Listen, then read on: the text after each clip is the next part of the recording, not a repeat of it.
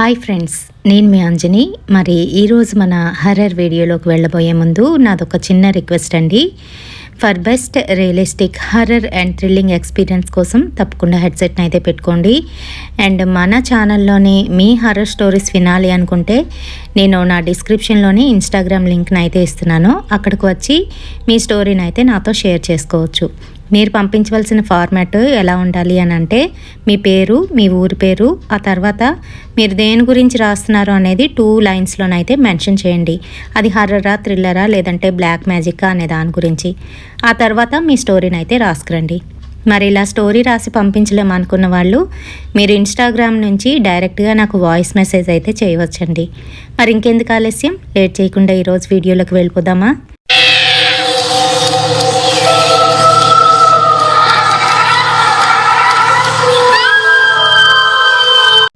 మరి ప్రతిరోజు వింటున్న స్టోరీస్ కన్నా చాలా విభిన్నంగా, ఇంకా చాలా భయంకరంగానైతే ఉండిపోతుంది ఈరోజు మనం చెప్పుకోబోయే ఈ ఇన్సిడెంట్.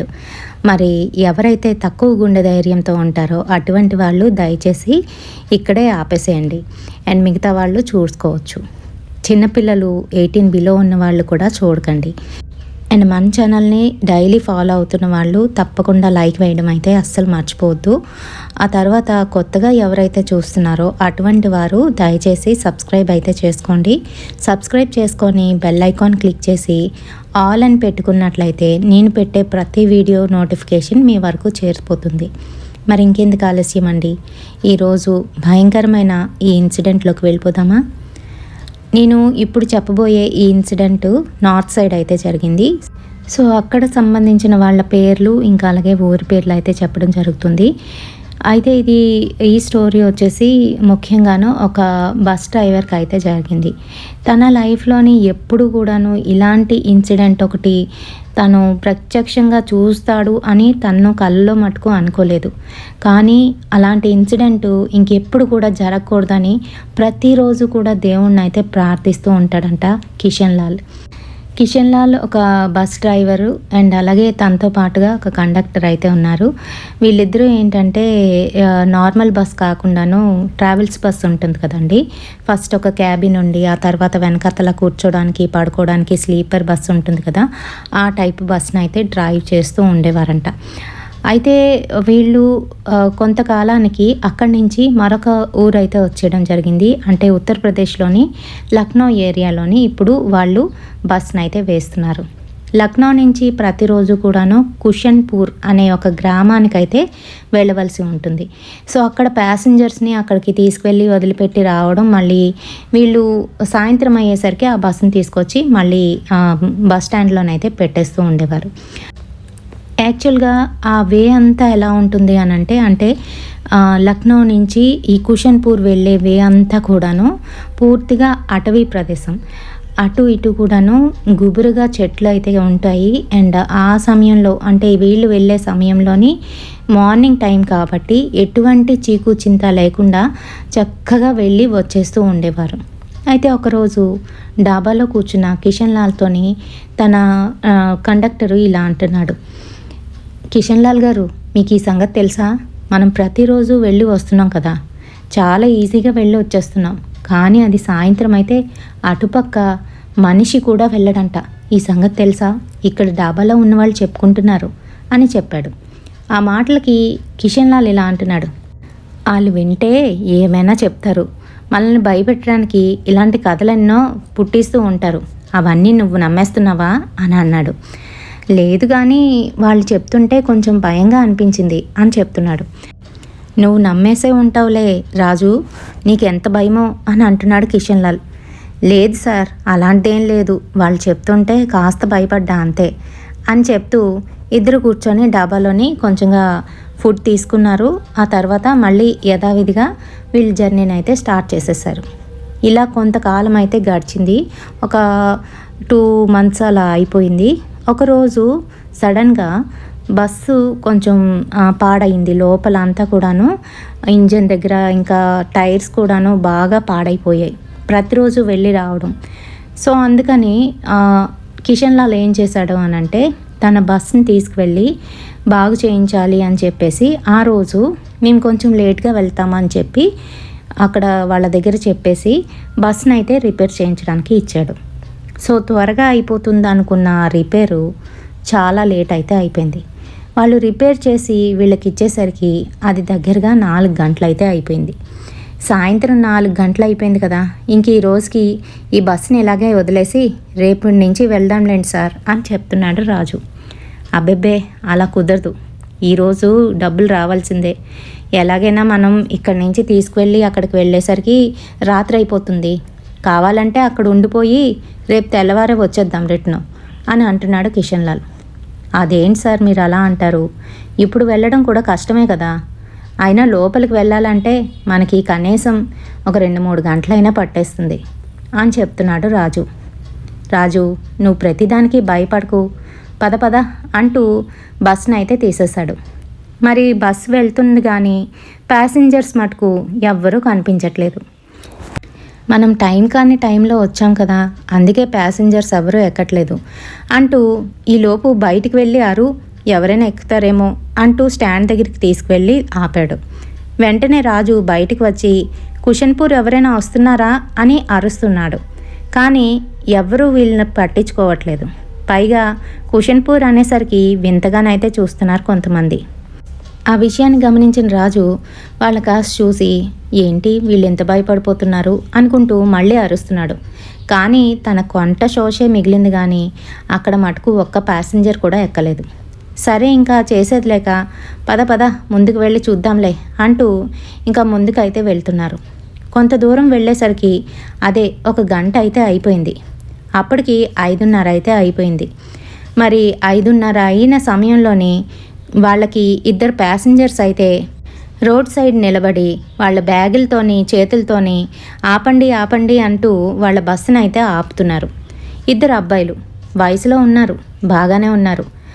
కానీ వాళ్ళని చూస్తే బాగా అలిసిపోయి టైర్డ్ అయిపోయి ఉన్నట్టుగా అయితే కనిపిస్తున్నారు.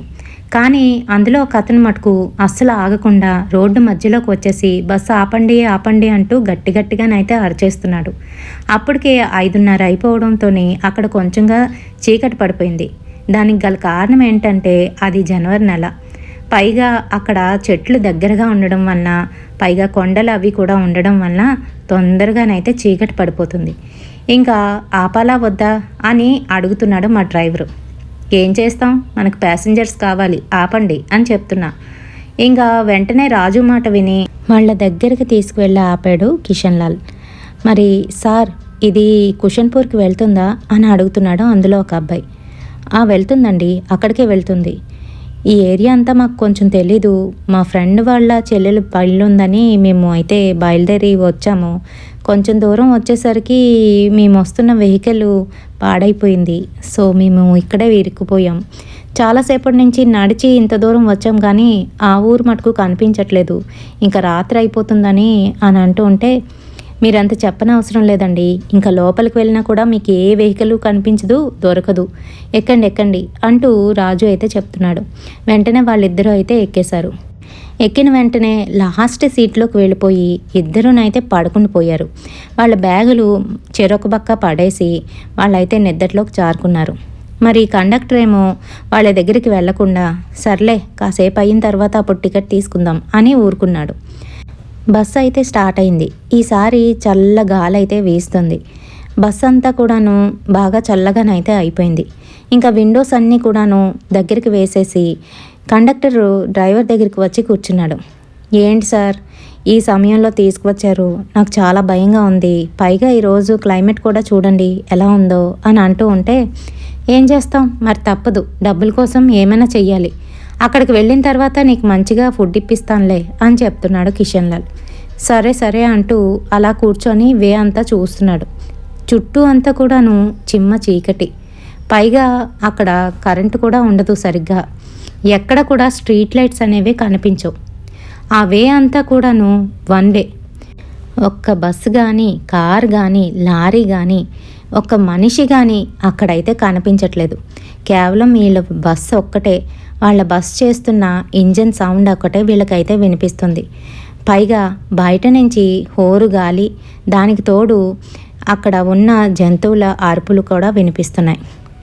ఇంకా కొంచెం దూరం వెళ్ళేసరికి అక్కడైతే మరీ చీకటిగానైతే అయిపోయింది. అప్పటికి సమయం 6:15 అయితే అవుతుంది. కేవలం వీళ్ళ బస్సు ఫ్రంట్ లైట్స్ ఏవైతే ఉన్నాయో ఆ వెలుతురు మాత్రమే రోడ్ మీద అయితే పడుతుంది. ఇంకా ఇటు అటు కూడాను స్ట్రీట్ లైట్లు లేకపోవడం వల్ల వాళ్ళకి అసలు ఆ వే కూడా కనిపించట్లేదు. ముందునున్న అద్దాల మీద ఫాగ్ పడడం వల్ల మసగ్గానైతే అయిపోతుంది. వైపర్స్ ఆన్ చేశాడు కిషన్ లాల్. ఇంకా అలానే ఫాస్ట్గా వెళ్ళిపోతే అయిపోతుంది కదా అని చెప్పి వీళ్ళైతే కొంచెం ఫాస్ట్గానే వెళ్తున్నారు. మరి ఆ సందర్భంలోని వీళ్ళకి దూరంగాను ఒక ఫ్యామిలీ అయితే కనిపిస్తుంది. ఒక ఆవిడ పూర్తిగాను ముసుగు వేసుకొని ఒక పిల్లాడిని అయితే ఎత్తుకొని ఉంది. మరో పక్క తన భర్త అయితే ఉన్నాడు. 2 చేతుల్లోని బ్యాగులు అయితే కనిపిస్తున్నాయి. వాళ్ళు బస్సు ఆపండి అన్నట్టుగా సైగ చేస్తున్నారు. ఇంకా కిషన్ లాల్కి ఏం చేయాలో అర్థం కాలేదు. ఈ సమయంలో ఇక్కడ వీళ్ళు అని ఆలోచిస్తున్నాడు. ఈలోగా రాజు వాళ్ళని చూసి, సార్ ఎవరిదో పాపం ఫ్యామిలీ సార్, ఈ సమయంలో ఇక్కడ ఇరుక్కున్నారు, దగ్గరలో ఎక్కడో ఊరై ఉంటుంది, వాళ్ళని కూడా ఎక్కించుకుందాం అని చెప్తున్నాడు. అదేంటి రాజు, నువ్వే కదా భయపడతావు, అలాంటిది నువ్వే ఆపమని చెప్తున్నావు అని అంటున్నాడు. పాపం సార్, చిన్నపిల్లోడు ఉన్నాడు, ఎక్కించుకుందాం, ఇక్కడ ఎవరుంటారులేండి, అయినా ఇప్పుడు సమయం కూడా ఏం అంతగా అయిపోలేదు కదా, 6:15 అవుతుంది అని చెప్తున్నాడు. సరే సరే ఆపుతానులే అంటూ వాళ్ళ దగ్గరికి తీసుకెళ్ళి అయితే ఆపాడు. మరి వాళ్ళు కూడాను ఏం మాట్లాడకుండా ఎక్కండి అని చెప్తే రాజు వెంటనే బస్సు అయితే ఎక్కారు. ఎక్కి కొంచెం ముందుకే కూర్చున్నారు. వెనకాతల మటుకు ఆ అబ్బాయిలిద్దరూ అలానే పడుకొని ఉన్నారు, అస్సలు లేవడం లేదు. ఇంకా వాళ్ళు ఎక్కిన తర్వాత బస్సు అంతా ఇంకా చల్లగా అయిపోయింది. అదేంటో తెలీదు, మంచంతా వీళ్ళకే పడుతుందేమో అన్నట్టుగా అనిపిస్తుంది. ముక్కంతా పట్టేసినట్టు తుమ్ములైతే వచ్చేస్తున్నాయి. ఏంటి ఒక్కసారిగా ఇంత చలేస్తుంది అంటూ పక్క కాపి తను తెచ్చుకున్న ఒక స్వెటర్ తీసి వేసుకున్నాడు. ఇంకా కిషన్ లాల్తో పాటు వెనకాతలున్న రాజుకు కూడా అదే పరిస్థితి. ఏంటి సార్ ఇంత చలేసేస్తుంది అంటూ తను కూడాను స్వెటర్ని అయితే వేసుకున్నాడు. ఇంకా వెనక్కి వెళ్ళి టికెట్లు తీసుకుందాం అనుకునే సమయానికి వాళ్ళు కూడా పడుకొని కనిపిస్తున్నారు. సరే వాళ్ళు కూడా పడుకున్నారు కదా, కాసేపు అయిన తర్వాత అప్పుడు టికెట్కి వెళ్దాంలే అని కూర్చొని ఇద్దరు మాట్లాడుకుంటున్నారు. ఈలోగా బస్సు చాలా స్లో అయితే అయిపోయింది. కిషన్ లాల్ ఎంత ఫాస్ట్గా డ్రైవ్ చేద్దాం అనుకున్నా కూడాను అది అంతకంతకి స్లో అయితే అయిపోతుంది. వాళ్ళకేమీ అర్థం కాలేదు. ఈరోజే కదా బస్సు అంతా కూడాను బాగు చేయించాం, అలాంటిది ఇంత స్లో అయిపోతుంది, ఇంజిన్ పట్టేస్తుందేంటి, ఏమైంది అని అనుకుంటున్నారు. ఇంకా కొంత దూరం వెళ్ళేసరికి బస్సులోని ఏవో విచిత్రమైన శబ్దాలు అయితే వినిపిస్తూ ఖర్ ఖర్ ఖర్ ఖర్ అనుకుంటూ శబ్దం చేసుకొని వెళ్తున్న బస్ని ఫాస్ట్గా తీసుకెళ్దాం అనుకునేసరికి ఒక చిన్న రాయి మీద ఎక్కించేశాడు కిషన్ లాల్. అంతే, బస్సు అదుపు తప్పడంతో బ్రేక్ అయితే వేశాడు. వెంటనే బస్సు అయితే ఆగిపోయింది. అందులో ఉన్న ప్యాసింజర్స్ ముందుకైతే తుల్లిపోయారు. మరి రాజు కూడా ముందుకొచ్చి పడ్డాడు. అదేంటి సార్ ఇలా చేశారు అని అంటున్నాడు. ఏమోరా నాకు అర్థం కాలేదు, ఉండు కిందకి దిగి చూద్దాం అని అంటూ దిగబోతూ ఉంటే వెనకాతల నుంచి రాజు, వద్దు సార్ ఇదంతా అడవి ప్రాంతం, చూశారు కదా ఎలా ఉందో, ఏం కాదు మీరు స్టార్ట్ చేయండి అని అంటున్నాడు. స్టార్ట్ చేసి చూస్తే అది కొంచెంగా ఇంజిన్ స్టార్ట్ అయ్యి మళ్ళీ ఆగిపోయింది. ఈసారి హెడ్లైట్స్ కూడా వెలగట్లేదు. ఇంకా రాజుకి చాలా భయం వేస్తుంది. సార్ మీరు కిందకు దిగవద్దు, ఎట్టి పరిస్థితుల్లో ఈ అడవి ప్రాంతంలోని ఈ టైంలోని మనం కిందనుంటే ఏదైనా రావచ్చు అని భయపడుతున్నాడు. ప్రతి దానికి నీకు భయమే రాజు, ఏం పర్వాలేదు ఉండు అంటూ తన కిటికీ వైపు నుంచి డోర్ ఓపెన్ చేసుకొని కిందకైతే దిగి ఇంజిన్ చెక్ చేస్తున్నాడు. ఈలోగా వెనకాతలో ఉన్న అబ్బాయిల్లోని ఒక అబ్బాయి, తన పేరు సునీల్, ముందుకు వచ్చి, ఏమైంది సార్ ఇంత సడన్గా బ్రేక్ వేశారు, బండి కూడా ఆపేశారు, నేను ముందుకు తూలి పడిపోవలసింది, మా వాడు పడుకున్నాడు కాడి సరిపోయింది, నాకైతే నిద్ర పట్టట్లేదు, ఏమైంది అసలు అని అంటే, ఏమైందో తెలీదండి, కిందకి వెళ్ళి మా సార్ అయితే చూస్తున్నారు అని చెప్పాడు రాజు. అవునా అంటూ తను కూడా కిందకి దిగాడు. సార్ సార్ వద్దు సార్ మీరు వెళ్ళకండి అని చెప్తున్నాడు రాజు. ఏం కాదులేవయ్యా రా నువ్వు కూడా అంటూ తన్ని కూడా పిలుస్తున్నాడు. ఇంకా రాజు కూడా కిందకి దిగి, సార్ ఆగండి సార్ అని చెప్తూ వెనకాతలే వెళ్ళాడు. మరి అక్కడికి వెళ్ళేసరికి ఏమైంది సార్, ఏం చేస్తున్నారు, నేనేమైనా మీకు సహాయం చేయగలనా అని అడుగుతున్నాడు ఆ అబ్బాయి. ఆ మాటలకి డ్రైవర్కి అసలు ఏం అర్థం కాలేదు. ఇది మీరేం చేయగలరు సార్, నాకే అర్థం కావట్లేదు అని చెప్తున్నాడు. ఇంకా సునీల్ మటుకు అలా కాదండి, నేను మెకానికల్ ఇంజనీర్, నాకు ఇవన్నీ తెలుసు, ట్రై చేస్తాను ఉండండి అంటూ ఏవో వైర్లు కొన్ని కలిపి మీరు ఇప్పుడు ఎక్కి స్టార్ట్ చేసి చూడండి అని అన్నాడు. వెంటనే డ్రైవరు ఎక్కి స్టార్ట్ చేస్తే కేవలం లైట్లు మాత్రమే వెలిగి ఇంజిన్ అయితే ఒక్కసారిగా ఆన్ అయి ఆఫ్ అయిపోయింది. ఉండండి అంటూ మళ్ళీ ఏవో వైర్లు తీసి కలిపాడు. ఇప్పుడు స్టార్ట్ చేయండి అని అడిగితే వెంటనే కిషన్ లాల్ అయితే స్టార్ట్ చేశాడు. మరి వెంటనే ఇంజిన్ కూడాను స్టార్ట్ అయిపోయింది. ఈసారి ఇంజన్లోని ఎటువంటి డిస్టర్బెన్సెస్ అయితే కనిపించలేదు. మరి బాగా అయిపోయిందండి, పైకి వచ్చేయండి మీరు అంటూ డ్రైవర్ అయితే అన్నాడు. వెంటనే రాజు సునీల్ కూడాను ఎక్కిపోయారు. మరి ఇంకా ఇలాంటి ప్రదేశంలోని ఎక్కువసేపు ఉండకూడదని చెప్పి స్టార్ట్ చేస్తూ ఉంటే సునీల్ మటుకు క్యాబిన్లో నుంచి బయటికి అయితే వెళ్ళట్లేదు. నేను మీతోని కాసేపు ఉంటానండి, మా వాడు అదిగో చూడండి ఎలా పడుకున్నాడో అని అంటున్నాడు. వచ్చిన దగ్గర నుంచి అలా పడుకునే ఉన్నారు ఆయన, నేను కూడా చాలాసార్లు చూశానండి, మీ దగ్గరికి టికెట్ కానీ వద్దాం అనుకున్నాను, కానీ మీరిద్దరు పడుకొని ఉండడంతో నేను రాలేదు అని చెప్తున్నాడు రాజు. ఆహా సరేలేండి, ఇక్కడే ఇచ్చేస్తాను, ఎంత మా ఇద్దరికి అని అంటుంటే అయ్యో పర్వాలేదండి తర్వాత తీసుకుంటాను అని చెప్తున్నాడు రాజు. ఇంకా ముగ్గురు కూడాను మాట్లాడుకోవడం మొదలుపెట్టారు. ఎక్కడి నుంచి వస్తున్నారు, ఏంటి సంగతి అని అంటే అదేనండి ఇందాకలు చెప్పానుగా, మా ఫ్రెండ్ వాళ్ళ చెల్లి పెళ్ళి అన్నాడు, మరి కుషన్పూర్లోనే దగ్గరలో ఒక చిన్న మారుమూల గ్రామం అని చెప్పాడు. మాకు అసలు ఆ పేరు కూడా తెలీదు, మరి తెలియకపోయినా కూడా ఫ్రెండ్ గేడు పిలిచాడు కాబట్టి తప్పదు అని చెప్పి బయలుదేరాం. మా వెహికల్లో వచ్చేస్తున్నాం, బాగానే ఉంది అక్కడి వరకును, ఆ తర్వాత వెహికల్ ట్రబుల్ ఇచ్చిందండి. సో అక్కడ మెకానిక్ అయితే అప్పచెప్పేసి మేము అక్కడి నుంచి నడుచుకోనో లేదంటే ఏదైనా వెహికల్ పట్టుకొని వెళ్దాం అనుకుంటే ఆ తర్వాత మీ బస్సు ఎక్కిన తర్వాతే తెలిసింది ఇటుపక్క ఎటువంటి వెహికల్స్ రావని అని చెప్తున్నాడు సునీల్. ఓ మీకు తెలీదా ఈ ఊరు గురించి, ఇక్కడికి అసలు సాయంత్రం అయితే ఎటువంటి బస్సులు రావండి, కనీసం మనుషులు కూడాను ఇక్కడ తిరగరు, చూస్తున్నారు కదా అని చూపిస్తూ ఉంటే చుట్టూ అంతా కూడాను బాగా చీకటిగా అయిపోయి ఈసారి మరీ చల్లగా అనిపిస్తూ ఇంకా పక్షులు ఏవేవో కోతలు అయితే వినబడుతున్నాయి. అవి నక్కల ఓళ్ళలో తెలియవు లేదంటే ఇంకేవో, మాకైతే అసలు అర్థం కావట్లేదు. ఇంకా కొంత దూరం వెళ్ళేసరికి ఇంకా ఆ శబ్దాలు కూడా రావడం మానేశాయి. ఏంటో అంతా కూడాను నిశ్శబ్దంగా మారిపోయింది. ఆ చీకటి మమ్మల్ని ఈరోజు మింగేస్తుందేమో అన్నట్టుగానైతే భయం వేస్తుంది. ఇంకా ఇవన్నీ లాభం లేదు అని చెప్పి కండక్టరు సరే నేను టికెట్లు అందరికీ కూడా కట్ చేసి వస్తా అంటూ తనైతే క్యాబిన్ డోర్ ఓపెన్ చేసుకొని బయటికి అయితే వచ్చాడు. అంతే వణికిపోతూ లోపలికైతే వచ్చేసాడు. వచ్చి తలుపు వేసేసాడు. వేసి వణుకుతూ భయపడిపోతూ వెనక్కి వెళ్ళిపోతున్నాడు. ఏమైంది రాజు, ఎందుకలా భయపడుతున్నావు, ఏమైంది అని అడుగుతున్నాడు. ఓ పక్క నుంచి కిషన్ లాల్, మరో పక్క నుంచి సునీలు. ఏమైందండి అంత కంగారు పడిపోతున్నారు, అక్కడ ఏమైనా చూడకూడదని చూసారా, ఏం జరిగింది అని అంటూ ఉంటే నన్నేం అడక్కండి, ఎంత త్వరగా వీలైతే అంత త్వరగా ఇక్కడి నుంచి వెళ్ళిపోవాలి అని అంటున్నాడు. తన మాటలు అసలు ఇద్దరికీ అర్థం కాలేదు.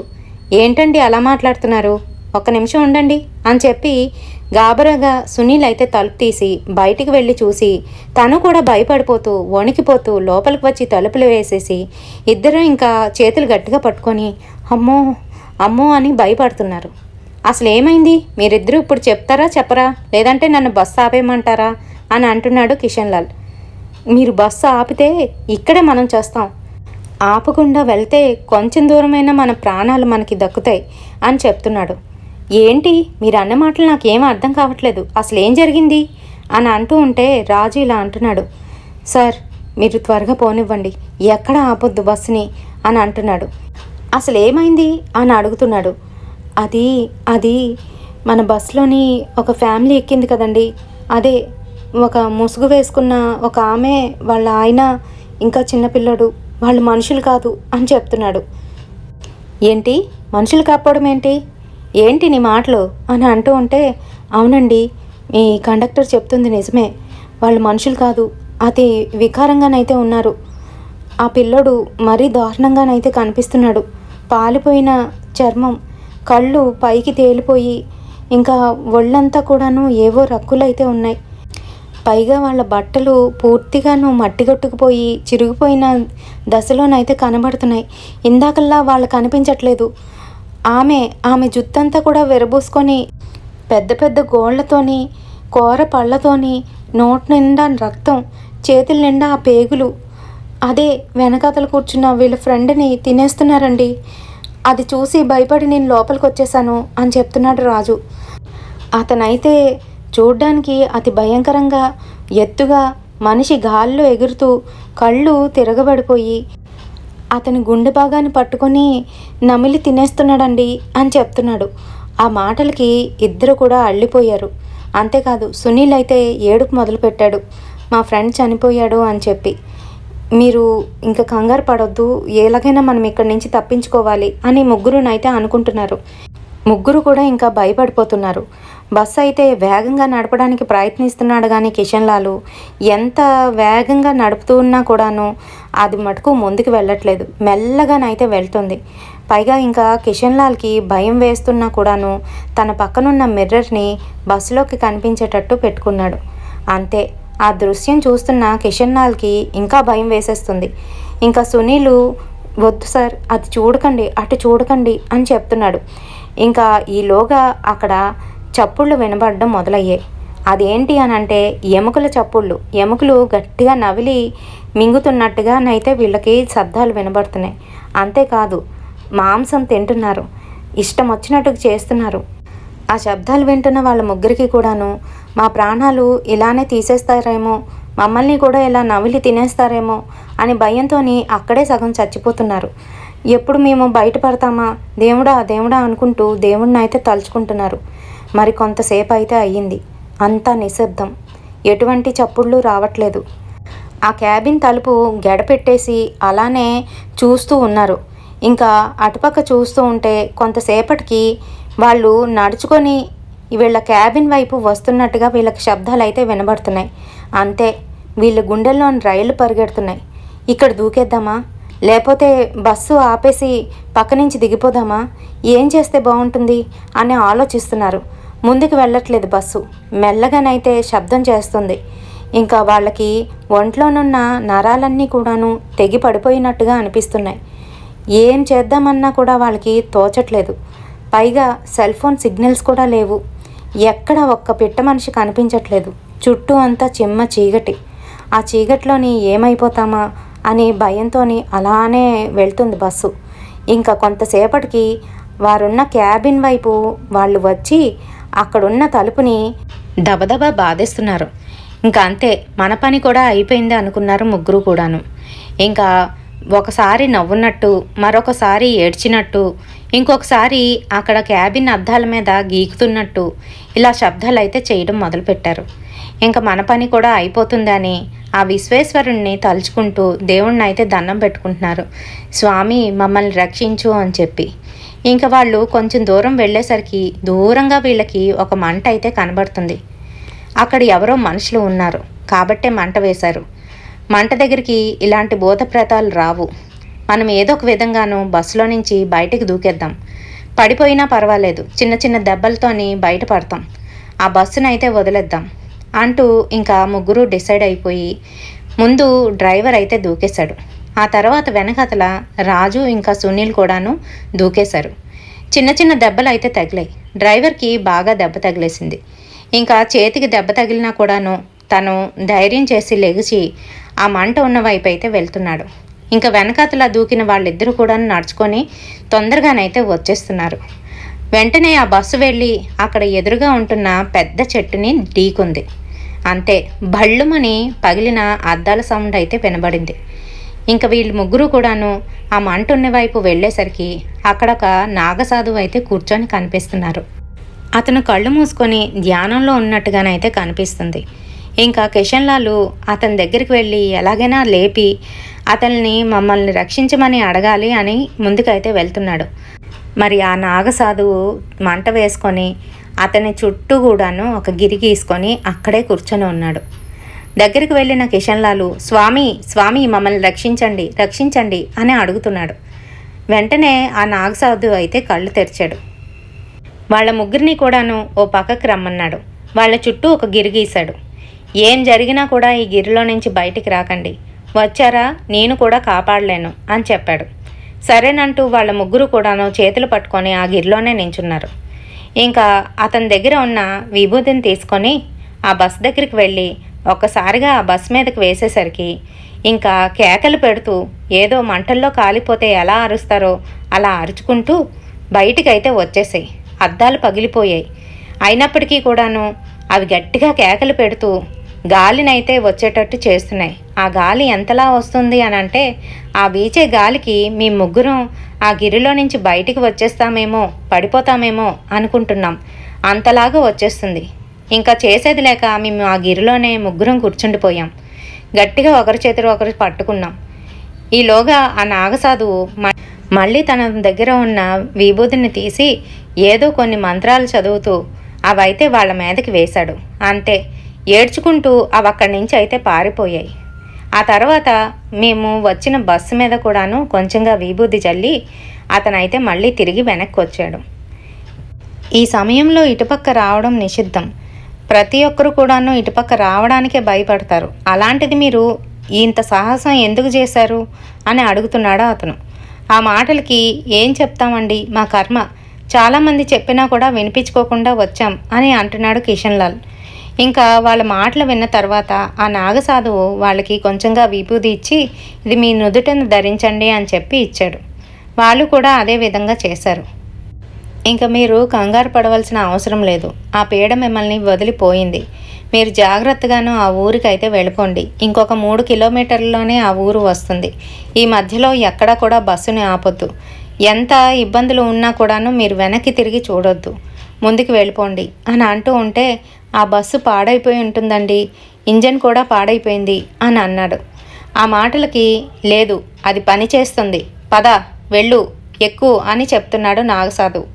ఇంకా వెంటనే కిషన్ లాలు తన బస్ దగ్గరికి వెళ్ళి అంతా చూసుకున్నాడు. ముందునున్న అద్దాలు 2 పగిలిపోయాయి. అంతేకాదు కిటికీలు 2-3 పగిలిపోయాయి. ఇంకా చేసేది లేక బస్సు ఎక్కి అవన్నీ కూడా తుడుచుకొని స్టార్ట్ చేసేసరికి చక్కగా బస్సు అయితే స్టార్ట్ అయిపోయింది. ఎటువంటి ఇబ్బంది లేదు. ఇంజన్లో కూడా ఎటువంటి సౌండ్స్ రావట్లేదు. ఇంకా స్టార్ట్ చేసుకొని అతనికి ఒక నమస్కారం పెట్టి వీళ్ళైతే వెళ్ళిపోయారు. ఇంకా కొంచెం దూరం వెళ్ళారో లేదో తన సైడ్ మిర్రర్లో నుంచి డ్రైవర్ అయితే ఇంకా నాగసాధువు అక్కడే ఉన్నారా లేదా అని చూశాడు. అక్కడ నాగసాధువు కాదు కదా, ఆ మంట కూడా కనిపించట్లేదు మరి ఇంకా భయంతో అతను వెనక్కి చూడకుండా అలానే వెళ్ళిపోయాడు. 3 కిలోమీటర్లు దాటిన తర్వాత ఆ కుషన్పూర్ అయితే వచ్చేసింది. ముగ్గురు కూడాను ఆ బస్ నుంచి బయటకైతే వచ్చారు. వాళ్ళ ఫ్రెండ్ మృతదేహం ఇంకా బస్సులోనే ఉంది. అది చూడడానికి చాలా అధ్వానంగానైతే ఉంది.